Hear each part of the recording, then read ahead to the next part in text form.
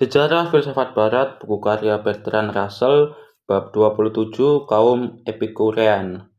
Dua mazhab baru yang menonjol dalam periode Helenistis ialah mazhab Stoa dan Epikurean. Didirikan pada zaman yang bersamaan, para pendirinya, Zeno dan Epicurus, dilahirkan pada waktu yang hampir sama dan bermukim di Athena sebagai kepala kelompoknya masing-masing dengan selisih waktu hanya beberapa tahun. Dengan demikian, kelompok manakah yang akan dibicarakan lebih dahulu hanya menyangkut soal selera. Saya akan mengawalinya dengan kaum Epikurean, sebab ajaran mereka telah disusun sebagai ajaran tetap untuk selamanya oleh pendiri mereka, sedangkan Stoicisme mengalami perkembangan panjang yang berlangsung sampai zamannya Marcus Aurelius yang meninggal tahun 180 sebelum Masehi. Narasumber utama untuk mengetahui kehidupan Epicurus adalah Diogenes Laertius yang hidup pada abad ketiga Masehi. Namun dalam hal ini terdapat dua persoalan. Pertama, Diogenes Laertius sendiri mewarisi berbagai legenda yang tak memiliki atau hanya sedikit saja nilai historisnya. Kedua, sebagian dari karyanya yang berjudul Life berisi laporan tentang tuduhan-tuduhan penuh skandal yang dilancarkan kaum Stoa terhadap Epicurus dan tak selamanya jelas apakah ia mengungkapkan pendapatnya sendiri ataukah sekedar mengutip fitnah. Cerita-cerita skandal yang dikarang oleh kaum Stoa itu adalah fakta tentang diri mereka sendiri, yang perlu diingat jika moralitas mereka yang mulia dipuji-puji. Namun, cerita skandal itu bukanlah fakta tentang Epicurus.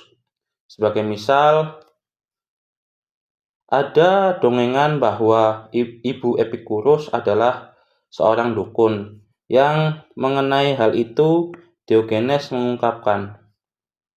Mereka, agaknya kaum Stoa, mengatakan bahwa Epicurus sering keliling dari rumah ke rumah bersama ibunya untuk membaca doa-doa purifikasi serta membantu ayahnya mengajar pengetahuan dasar demi upah yang sangat sedikit.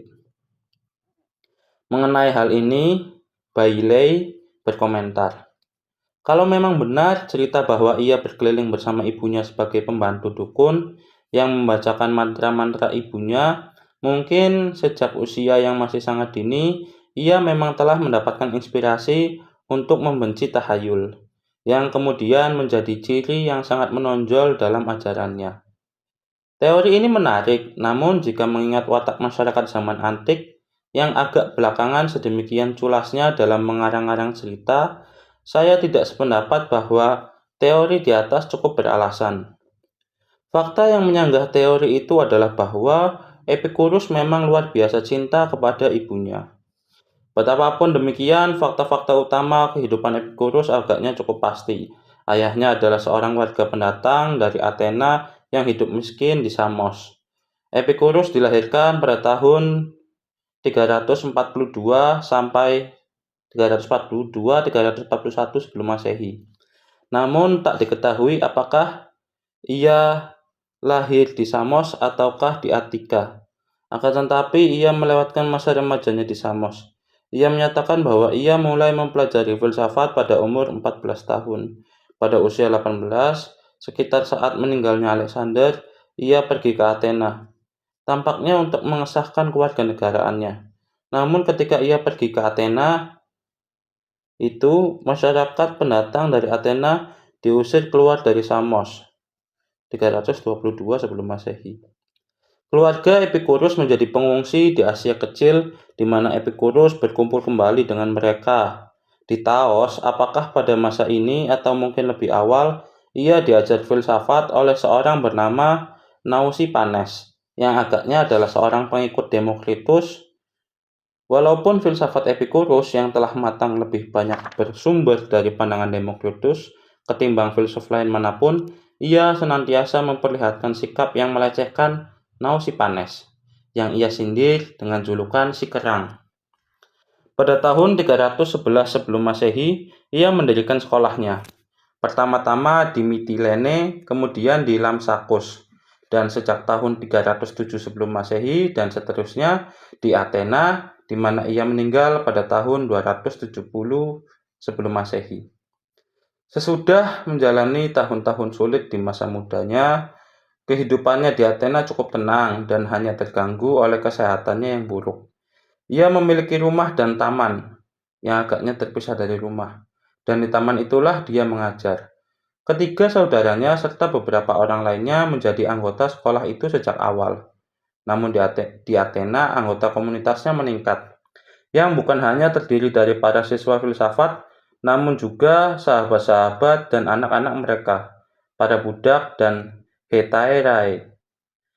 Kelompok yang terakhir itu sering dijadikan sasaran cerita skandal oleh musuh-musuhnya, tetapi tampaknya cerita itu tidak benar. Epicurus memiliki kemampuan luar biasa untuk membina persahabatan antar sesama manusia secara tulus, dan suka menulis surat yang menyenangkan kepada anak-anak dari anggota komunitasnya.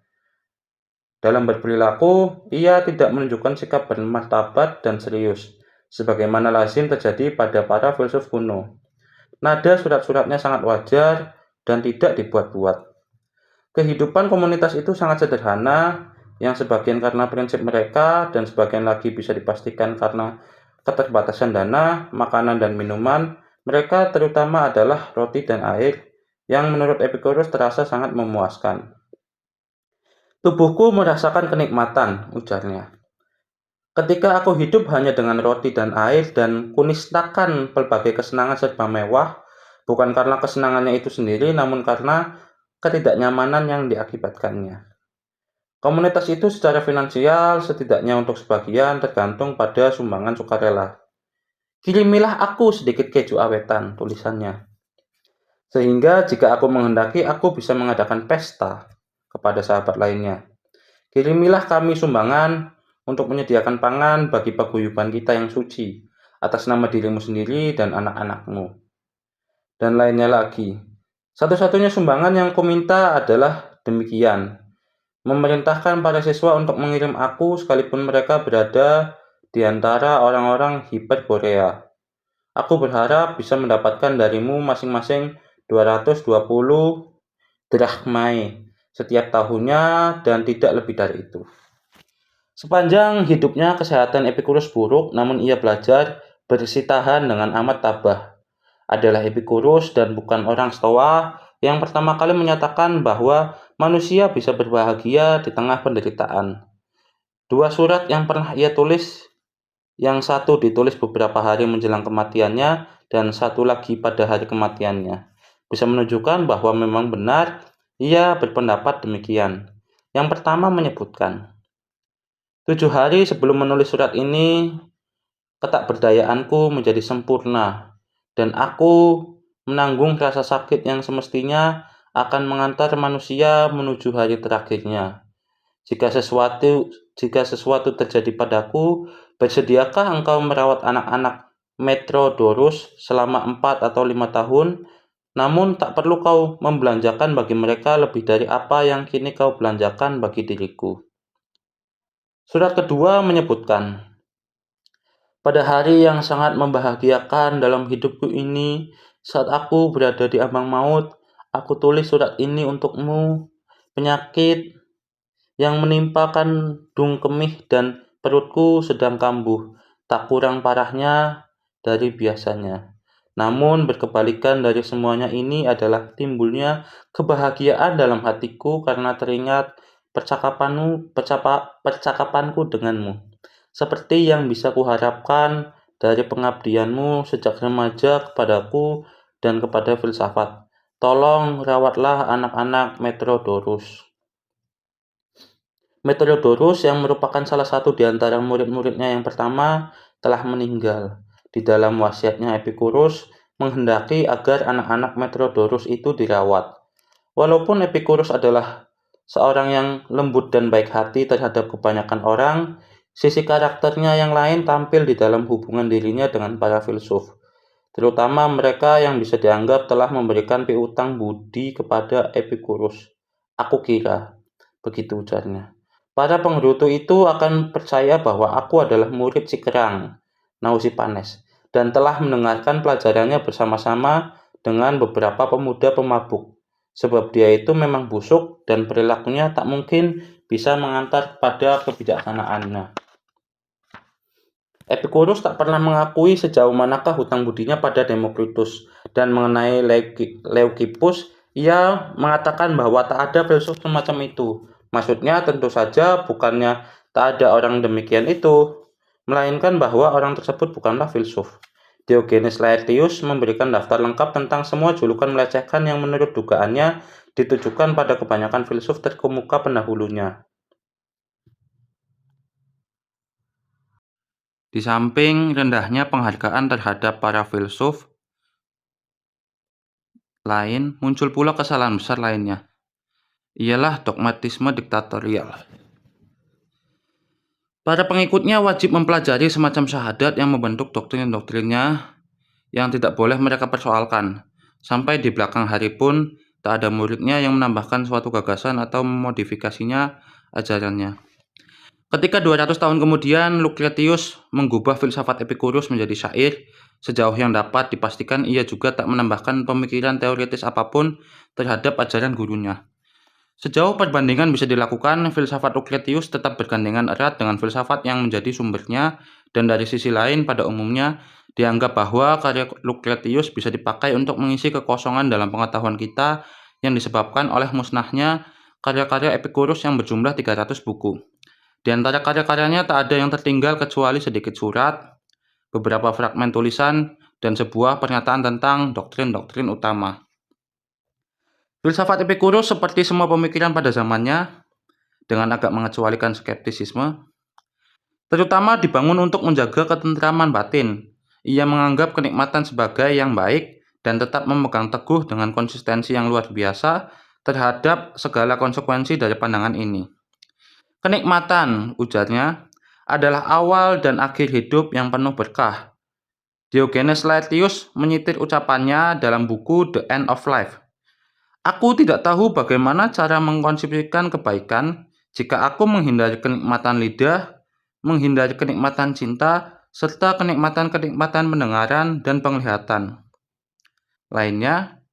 Permulaan dan akar semua kebaikan adalah kenikmatan perut, bahkan kebijaksanaan dan kebudayaan pun harus dikembalikan pada hal ini. Kenikmatan batin katanya adalah kontemplasi atas kenikmatan-kenikmatan tubuh. Satu-satunya kelebihannya dibandingkan dengan kenikmatan tubuh adalah bahwa kita bisa belajar untuk lebih banyak mengontemplasikan kenikmatan daripada penderitaan. Dan karenanya kita lebih bisa mengendalikan kenikmatan mental daripada kenikmatan jasmani. Keutamaan, jika tidak diartikan sebagai prudensi untuk mengejar kenikmatan, hanyalah istilah tanpa arti. Keadilan umpamanya terwujud dalam cara bertindak yang sedemikian rupa sehingga tidak perlu khawatir terhadap ketidaksenangan orang lain. Suatu pandangan yang mengarah pada doktrin tentang asal-usul masyarakat yang bukannya tidak mirip dengan teori kontrak sosial. Epicurus tidak sependapat dengan para hedonis pendahulunya dalam membedakan antara kenikmatan aktif dan pasif, atau kenikmatan dinamis dan statis. Kenikmatan dinamis terdapat dalam tercapainya tujuan yang diinginkan, keinginan sebelumnya itu disertai penderitaan. Kenikmatan statis terdapat dalam keadaan equilibrium yang tercipta dari adanya semacam keadaan yang diinginkan jika keadaan itu tidak terjadi. Saya kira bisa mengatakan bahwa pemuasan rasa lapar ketika upaya untuk memuaskan itu masih berlangsung merupakan kenikmatan dinamis. Namun keadaan tenang yang lantas timbul ketika rasa lapar itu telah sepenuhnya terpuaskan adalah kenikmatan statis. Di antara dua jenis kenikmatan itu, Epicurus berpendapat bahwa lebih bijaksana jika mengejar jenis yang kedua, sebab lebih murni dan tidak tergantung pada adanya penderitaan sebagai perangsang munculnya keinginan. Ketika jasmani berada dalam keadaan equilibrium, tidak ada penderitaan. Oleh sebab itu, kita hendaknya lebih banyak berusaha mencapai equilibrium dan kenikmatan-kenikmatan yang tenang daripada kesenangan-kesenangan yang lebih kasar. Sekiranya dimungkinkan, Epicurus agaknya berharap untuk selalu berada dalam keadaan seperti ketika orang baru saja menyelesaikan makan secara cukupan saja, dan bukan seperti orang yang nafsu makannya sedang meluap-luap. Dengan demikian, di dalam praktiknya, ia terarahkan untuk lebih menekankan tiadanya penderitaan ketimbang adanya kenikmatan sebagai tujuan manusia yang bijaksana. Perut boleh jadi merupakan akar dari segala sesuatu, namun penderitaan yang diakibatkan oleh sakit perut lebih berat daripada kenikmatan yang dihasilkan dari kerakusan. Oleh sebab itulah, Epikurus hidup hanya dengan makan roti serta sedikit keju pada saat-saat pesta. Berbagai keinginan untuk mencari kekayaan dan kehormatan adalah kehendak yang sia-sia, sebab keinginan demikian menyebabkan manusia gelisah justru ketika keinginan itu terpenuhi. Kebaikan yang tertinggi di antara semuanya adalah prudensi. Ini adalah sikap yang bahkan lebih mulia daripada filsafat. Filsafat dalam pandangannya adalah sistem praktis yang disusun untuk menjamin hidup yang bahagia. Filsafat itu hanya memerlukan tingkat pengetahuan awam, bukan logika atau matematika atau pendidikan rumit apapun seperti yang diuraikan Plato. Ia menganjurkan murid dan sahabat muridnya, Pitokles, untuk menghindari segala macam kebudayaan. Ini adalah konsekuensi wajar dari doktrinnya yang menganjurkan penjauhan diri dari kehidupan publik. Sebab seorang manusia yang berhasil meraih kekuasaan sesungguhnya ia pun menambah jumlah orang yang dengki padanya dan karena itu ingin mencelakakan dirinya. Bahkan kalaupun ia bisa terhindar dari nasib sial, kedamaian batin mustahil terwujud dalam situasi demikian. Manusia bijaksana akan berusaha untuk hidup secara tak menonjol sehingga ia pun tak memiliki musuh. Percintaan seksual sebagai salah satu kenikmatan yang paling dinamis sudah barang tentu termasuk larangan. Hubungan seksual, ujar sang filsuf, tak pernah mengandung kebaikan bagi manusia dan dia sudah beruntung jika perbuatan itu tidak mencelakainya. Ia sayang terhadap anak-anak dari orang lain, namun untuk memuaskan nalurinya ini ia harus tergantung pada ketidakpedulian orang lain terhadap anjurannya. Pada kenyataannya, sifatnya yang menyayangi anak-anak justru bertentangan dengan ketetapannya sendiri, sebab ia menganggap perkawinan dan anak-anak akan mengganggu upaya mengejar sesuatu yang lebih serius. Lucretius yang mengikuti ajarannya yang mencela percintaan tidak beranggapan bahwa hubungan seksual berbahaya asalkan dipisahkan dari nafsu. Menurut Epikurus, kenikmatan sosial paling aman adalah persahabatan. Seperti Bentham, Epikurus adalah orang yang beranggapan bahwa semua manusia senantiasa hanya mengejar kenikmatannya sendiri. Kadang dengan cara yang bijaksana, kadang secara tak bijaksana. Namun lagi-lagi seperti Bentham, ia senantiasa tergiring oleh sifatnya sendiri yang baik hati dan welas asih menuju perilaku mulia yang berdasarkan teorinya sendiri sebenarnya harus ia hindari. Ia jelas menyayangi sahabat-sahabatnya tanpa memandang apa yang bisa dia dapatkan dari mereka.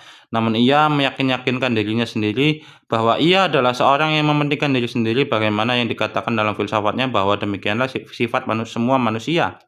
Menurut Cicero, ia berpendapat bahwa persahabatan tak dapat dipisahkan dari kenikmatan dan oleh sebab itu harus dikembangkan. Karena tanpa hal tersebut kita tak dapat hidup dalam keamanan dan terjauhkan dari kecemasan.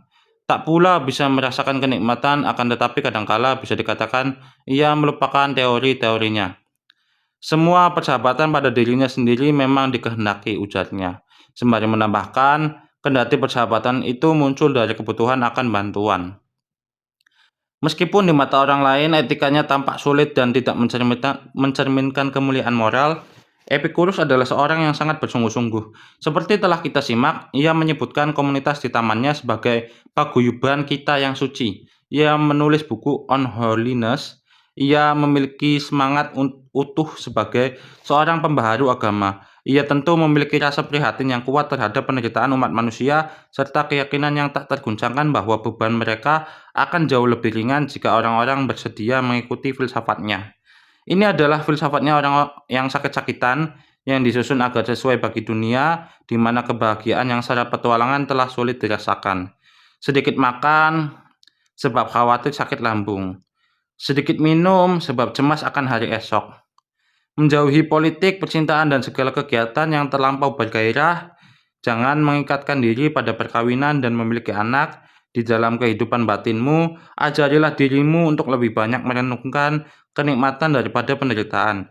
Derita jasmani tentu saja adalah sesuatu yang amat buruk, namun jika sangat parah, maka ia tak akan berlangsung lama. dan jika berlarut-larut, ia dapat ditahan dengan disiplin mental, serta kebiasaan untuk selalu memikirkan segala sesuatu yang menyenangkan walaupun nyatanya menanggung derita, dan yang terpenting hiduplah sedemikian rupa sehingga terhindar dari kecemasan. Berangkat dari masalah untuk menghindari kecemasan itulah Epicurus terarahkan menuju filsafat teoretis.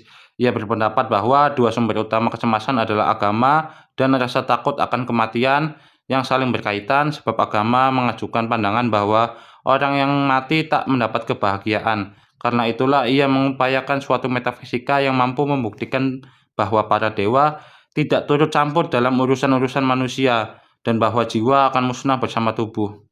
Kebanyakan orang modern memandang agama sebagai pelipur, namun bagi Epicurus justru sebaliknya. Campur tangan kekuatan supernatural terhadap jalannya kehidupan baginya tampak sebagai sumber teror, sedangkan keyakinan akan immortalitas berdampak memadamkan harapan akan terbebaskannya diri dari penderitaan. Berdasarkan hal itu, ia menyusun doktrin rinci yang dirancang untuk membebaskan manusia dari keyakinan-keyakinan yang membangkitkan kecemasan. Epicurus adalah seorang materialis, namun bukan determinis. Ia mengikuti Demokritus dalam meyakini bahwa dunia terdiri dari atom-atom dan ruang hampa. Namun tidak seperti Demokritus, ia tak meyakini bahwa atom-atom senantiasa dikendalikan sepenuhnya oleh hukum alam. Seperti telah kita simak, konsepsi tentang keniscayaan di Yunani berakar pada keyakinan religius, dan barangkali ia bisa dibenarkan ketika beranggapan bahwa serangan terhadap agama tak akan tuntas jika masih membiarkan keyakinan tentang keniscayaan itu tetap hidup. Dalam pandangannya, atom-atom memiliki bobot dan senantiasa bergerak jatuh, bukan menuju pusat bumi, namun jatuh dalam semacam pengertian absolut. Akan tetapi, baik ini maupun nanti, suatu atom yang digerakkan oleh semacam kehendak bebas, gerakannya senantiasa agak melenceng dari jalurnya yang langsung ke bawah, dan karenanya akan bertabrakan dengan atom lainnya. Dari sini dan selanjutnya terjadinya pusaran dan sebagainya yang disebabkan tabrakan itu lantas berkembang dalam proses yang kebanyakan serupa dengan filsafat Demokritus. Jiwa bersifat material dan tersusun dari partikel-partikel seperti yang menyusun napas dan panas. Epicurus memandang substansi napas dan angin berbeda dengan udara. Napas dan angin bukan semata udara yang bergerak. Atom-atom jiwa menyebar ke sekujur tubuh, sensasi disebabkan oleh film-film halus yang disebarkan oleh tubuh dan terus bergerak hingga mereka bersinggungan dengan atom-atom jiwa. Film-film itu bisa tetap ada meskipun tubuh dari mana mereka berasal telah hancur. Inilah yang menciptakan mimpi. Sesudah mati, jiwa pun musnah, sedangkan atom-atomnya yang tentu saja tetap hidup tidak dapat lagi merasakan sensasi, sebab atom-atom itu tak lagi berhubungan dengan tubuh. Oleh sebab itulah, menurut Epicurus, kematian tak menjadi masalah bagi kita, sebab sesuatu yang telah musnah tak lagi memiliki sensasi, dan sesuatu yang tak memiliki sensasi tak menjadi masalah bagi kita. Perihal dewa-dewa, Epicurus sungguh-sungguh mempercayai keberadaan mereka, sebab ia tak dapat lain kecuali mengikuti keyakinan yang sudah begitu meluas mengenai adanya dewa-dewa. Namun ia pun percaya bahwa dewa-dewa itu tak akan merepotkan diri mereka sendiri dengan mencampuri urusan-urusan hidup manusia. Mereka adalah para hedonis rasional yang sejalan dengan ajarannya dan tak melibatkan diri dalam kehidupan publik. Penyelenggaraan pemerintahan adalah kerja yang tak ada faedahnya dan tak akan menarik bagi mereka. Di dalam kehidupan mereka yang telah sepenuhnya berbahagia, tentu saja ia pun percaya bahwa penujuman, ramal-meramal, dan semua praktik semacam itu sepenuhnya hanyalah tahayul, dan demikian pula keyakinan akan penyelenggaraan Tuhan. Dengan demikian, tak ada alasan bagi timbulnya rasa cemas bahwa jangan-jangan kita telah membangkitkan murka para dewa, atau bahwa sesudah mati kita akan menanggung derita di Hades. Meskipun tunduk pada kekuatan alam yang bisa dipelajari secara ilmiah, kita toh memiliki kehendak bebas, dan dalam batas-batas tertentu, kita adalah tuan bagi nasib kita sendiri. Kita tak dapat mengelak dari maut, namun maut itu jika dipahami secara benar, bukanlah sesuatu yang buruk. Jika kita hidup secara bijaksana, sejalan dengan petuah-petuah Epicurus, kita mungkin akan mendapatkan jalan untuk bebas dari derita. Ini hanyalah ajaran sederhana, namun bagi manusia yang terlanjur tercekam oleh derita manusia, ajaran itu sudah cukup mampu membangkitkan semangat. Epicurus tidak menaruh minat terhadap ilmu pengetahuan pada dirinya sendiri. Ia menghargainya semata-mata hanya karena ilmu pengetahuan bisa memberikan penjelasan naturalistis atas berbagai fenomena yang dalam kepercayaan tahayul dianggap bersumber dari tindakan para dewa. Jika terdapat beberapa penjelasan naturalistis yang mungkin ia berpendapat tak ada perlunya berusaha menentukan manakah yang benar. Perubahan bentuk bulan umpamanya pernah dijelaskan dengan beragam cara. Yang manapun di antara penjelasan itu, sejauh penjelasan itu tidak membawa-bawa para dewa, sama saja bagusnya. Dan akan sia-sia saja mencoba menentukan manakah yang benar. Tidak mengherankan jika kaum Epikurean bisa dibilang tak menyumbangkan apapun dalam bidang pengetahuan alam. Mereka mengabdi pada suatu tujuan yang berguna di dalam protesnya untuk menentang kian meningkatnya keyakinan terhadap ilmu gaib, astrologi, dan penujuman di dalam agama kaum pagan belakangan. Namun seperti pendirinya, mereka tetap bersikap dogmatis, sempit, dan tak menaruh minat yang tulus terhadap apapun selain kebahagiaan individual. Mereka menghafal petuah-petuah Epicurus di luar kepala dan tak menambahkan apapun terhadap ajaran itu selama berabad-abad sepanjang mazhab itu masih hidup. Satu-satunya murid Epicurus yang menonjol adalah penyair Lucretius 99-55 sebelum Masehi yang hidup sejaman dengan Julius Caesar. Di sepanjang masa-masa akhir Republik Romawi, pemikiran bebas menjadi mode dan ajaran-ajaran Epicurus banyak dikenal di antara orang-orang terpelajar.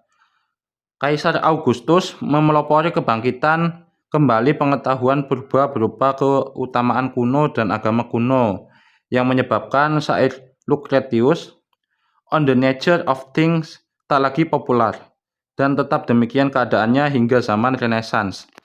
Hanya satu naskah dari karya itu yang bisa lolos dari abad pertengahan, dan dengan susah payah bisa diselamatkan dari para pemeluk agama fanatik yang berusaha memusnahkannya. Nyaris tak ada penyair besar lainnya yang harus menanti begitu lama untuk mendapat pengakuan. Namun di zaman modern, kebesarannya diakui di hampir seluruh dunia. Sebagai misal, ia dan Benjamin Franklin adalah penulis-penulis kesayangan Shelley. Sajak-sajak Lucretius memaparkan filsafat Epicurus dalam bentuk syair. Kendati kedua orang itu menganut doktrin yang sama, perangai mereka amat berbeda. Lucretius penuh gairah dan jauh lebih membutuhkan himbauan-himbauan kebijaksanaan daripada Epicurus. Ia melakukan bunuh diri dan agaknya ia menderita kegilaan yang kambuh secara berkala. Menurut beberapa kalangan disebabkan oleh kepedihan cinta atau akibat-akibat tak disengaja yang timbul karena racun percintaan. Sikapnya terhadap Epicurus adalah sikap terhadap seorang juru selamat, dan ia memakai bahasa yang memperlihatkan perasaan religius yang kuat terhadap orang yang ia anggap pendobrak agama itu. Saat di muka bumi terhampar tiada daya hidup manusia, tampak terinjak-injak dan remuk ternista. Di bawah kejamnya agama yang kala itu dari wilayah langit di atas sana, menyingkapkan wajahnya turun ke tengah insan-insan fana. Dengan wujudnya yang mengerikan adalah orang Yunani yang mula-mula berani mengangkat matanya yang fana menatapnya. Dialah yang pertama tegak dan menentangnya. Tiada dongeng tentang para dewa, kilat guntur, atau laknat langit, penuh ancaman dapat menggentarkan dia. Bahkan semua itu kian membangkitkan jiwanya, yang gagah perwira hingga ingin ia menjadi yang pertama, mendobrak pintu-pintu hakikat yang tebal, terkancing rapat, sehingga tenaga batinnya yang menyala-nyala pun meraja dan terus ia maju menempuh. Mengarungi jauh, menembus kobar kubu-kubu dunia, bertualang ke segenap penjuru batin dan jiwa, ke sepanjang semesta tiada tara, dan sesudahnya sebagai pemenang, ia kembali menjumpai kita, membawa pengetahuan tentang yang bisa dan tak bisa, lahir ke dalam ada, mengajar kita dengan eloknya, asas tentang bagaimana setiap hal mendapatkan dayanya, yang terbatas, serta pagar pembatasnya yang kuat tertancap. Maka agama pun kini dinistakan di bawah kaki manusia dan ganti diinjak-injaklah dia. Setinggi langit, kemenangannya memuliakan kita. Kebencian terhadap agama yang diungkapkan Epicurus dan Lucretius tidak akan gampang dipahami jika orang menganut pandangan konvensional yang menekankan watak riang dalam agama dan ritual bangsa Yunani. Karya Keats, Ode on a Grecian Urn, umpamanya bertutur tentang upacara agama, namun bukan jenis agama yang mampu mengisi batin manusia dengan berbagai teror yang gelap dan muram. Saya kira kepercayaan rakyat kebanyakan bukanlah jenis kepercayaan yang riang ini. Pemujaan terhadap dewa-dewi Olimpian kurang mengandung watak kejamnya suatu keyakinan agama dibanding bentuk agama Yunani lainnya. Namun bahkan pemujaan dewa-dewi Olimpian ini kadangkala juga menuntut korban manusia hingga abad ke-7 atau ke-6 sebelum Masehi. Dan praktik ini terekam dalam mitos dan drama. Pengorbanan manusia masih dianut di seluruh dunia barbar pada zamannya Epicurus, sampai masa penaklukan Romawi. Ritual ini masih dipraktikkan pada masa-masa krisis, seperti saat Perang Punik, bahkan oleh masyarakat barbar yang paling beradab. Sebagaimana ditunjukkan dengan amat meyakinkan oleh Jane Harrison, di samping kultus resmi terhadap dewa Zeus dan anak keturunannya, bangsa Yunani pun memiliki keyakinan lain yang lebih primitif yang kurang lebih ada kaitannya dengan berbagai ritus bangsa barbar. Hingga taraf tertentu, keyakinan ini terhimpun di dalam Orpisme, yang merupakan keyakinan yang banyak dianut oleh orang-orang yang berangai religius. Dalam hal ini, apa yang dilakukan agama Kristen hanyalah mensistematisasi berbagai keyakinan rakyat sebelumnya. Sejak permulaan buku Republiknya Plato sudah tampak jelas bahwa rasa gentar terhadap siksa sesudah mati telah cukup meluas di kalangan bangsa Athena pada abad ke-5 sebelum Masehi, dan tampaknya perasaan itu tidaklah surut di sepanjang rentang waktu antara Socrates dan Epicurus. Yang saya maksudkan bukanlah kalangan terpelajar yang terbatas jumlahnya, namun rakyat pada umumnya. Sudah barang tentu lazim pula untuk mengaitkan wabah penyakit, gempa bumi, kekalahan perang, dan berbagai bencana semacam itu dengan murka para dewa atau dengan kegagalan membaca nujuman. Saya kira sastra dan kesenian Yunani agaknya bisa sangat menyesatkan jika dipakai untuk mengetahui kepercayaan rakyat kebanyakan. Apa yang bisa kita ketahui tentang metodisme pada akhir abad ke-18? Sekiranya tak ada catatan tentang periode itu yang masih selamat kecuali buku-buku dan lukisan dari kalangan bangsawan. Pengaruh metodisme, seperti halnya pengaruh agama pada zaman Helenistis, bangkit dari kelas bawah. Pengaruh itu sudah cukup kuat pada zamannya Boswell dan Sir Joshua Reynolds. Meskipun berdasarkan ungkapan-ungkapan mereka mengenai kekuatannya, pengaruh itu kurang jelas. Dengan demikian kita hendaknya tidak menetapkan kenyataan agama rakyat di Yunani berdasarkan gambaran yang disajikan oleh Grecian Urn atau oleh karya-karya para penyair dan para filsuf kelas bangsawan. Epicurus bukan seorang bangsawan, baik berdasarkan kelahirannya maupun kalangan pergaulannya. Barangkali ini bisa menjelaskan kemuakannya yang khas terhadap agama. Melalui syair-syair Lucretiuslah filsafat Epicurus terutama bisa diketahui oleh khalayak pembaca sejak zaman Renaissance.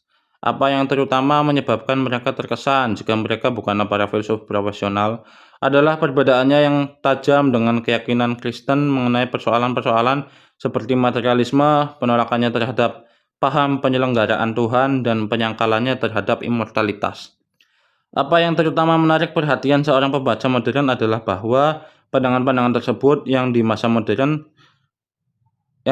sekarang umumnya dianggap muram dan menyedihkan, dikemukakan sebagai petunjuk pembebasan dari beban kecemasan. Dibandingkan para pemeluk Kristen, Lucretius sama-sama kuat keyakinannya akan arti pentingnya iman yang teguh dalam masalah-masalah agama. Sesudah memaparkan bagaimana manusia berusaha membebaskan diri di saat mereka menjadi korban dari konflik batinnya sendiri dan dengan sia-sia berusaha meringankan bebannya dengan beralih tempat, ia pun mengutarakan tiap orang lari dari dirinya, namun dari diri itu nyatanya ia tak berdaya. Untuk merdeka, malahan ia tersekap di dalam diri. Sekaligus membencinya pula, karena meski ia sakit, tak tahu ia sebab penyakitnya. Yang sekiranya dapat ia pahami, tiap orang akan singkirkan segala soal lainnya dan pertama-tama akan belajar mengerti hakikat dunia. Sebab inilah keadaan kita sepanjang masa yang baka. Yang bukan 1 jam belaka, ini melakukan tentunya keadaan di mana insan-insan fana harus melintasi seluruh waktu yang menantinya sesudah mati. Zamannya Epicurus adalah zaman yang lesu, dan pemadaman gairah bisa tampil sebagai istirahat yang menyenangkan bagi jiwa yang penat. Akhir masa pemerintahan Republik bagi kebanyakan orang Romawi sebaliknya bukanlah zaman kekecewaan. Manusia dengan energi luar biasa berupaya menyusun tatanan baru dari tengah kemelut yang telah gagal dilakukan orang-orang Makedonia. Namun bagi kaum bangsawan Romawi yang menghindar dari politik dan tidak peduli pada perebutan kekuasaan maupun perampasan kekayaan, berlangsungnya berbagai peristiwa bisa terasa amat mencemaskan. Jika keadaan ini ditambah dengan derita akibat ketidakwarasan yang kerap kambuh di tengah masyarakat, tidaklah mengherankan jika Lucretius menerima harapan bahwa pengunduran diri adalah sarana pembebasan. Tetapi rasa was-was terhadap maut telah mengakar sedemikian kuat di dalam naluri sehingga ajaran Epicurus bagaimanapun juga tidak mampu memikat perhatian halayak luas.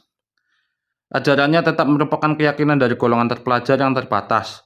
Bahkan di kalangan para filsuf sesudah masa kekuasaan Augustus terdapat peraturan bahwa filsafat Epicurus harus ditolak. Demi menerima stoicisme, benar bahwa filsafat Epicurus tetap hidup. Dengan kekuatan yang kian susut, selama 600 tahun sesudah kematian Epicurus, namun ketika manusia kian tertekan oleh derita eksistensinya di dunia ini, mereka pun memerlukan obat yang kian mujarab dari filsafat agama. Dengan sedikit perkecualian, para filsuf pun mencari suaka pada Neoplatonisme. Kalangan yang tak terpelajar mengalihkan perhatian pada berbagai tahayul bangsa timur dan selanjutnya, dengan jumlah yang terus bertambah beralih menuju Kristianitas yang dalam bentuk awalnya menempatkan semua kebaikan ke dalam kehidupan di seberang alam kubur, dan dengan demikian menawarkan pada manusia suatu ajaran yang sepenuhnya bertolak belakang dengan filsafat Epicurus. Akan tetapi doktrin-doktrin yang amat mirip dengan ajaran Epicurus dihidupkan kembali oleh kaum filosofis Prancis pada penghujung abad ke-18 dan dibawa ke Inggris oleh Bentham dan para pengikutnya. Hal ini dilakukan dengan sengaja untuk menentang Kristianitas, yang oleh orang-orang itu dianggap sama kejamnya sebagaimana anggapan Epicurus terhadap agama pada zamannya.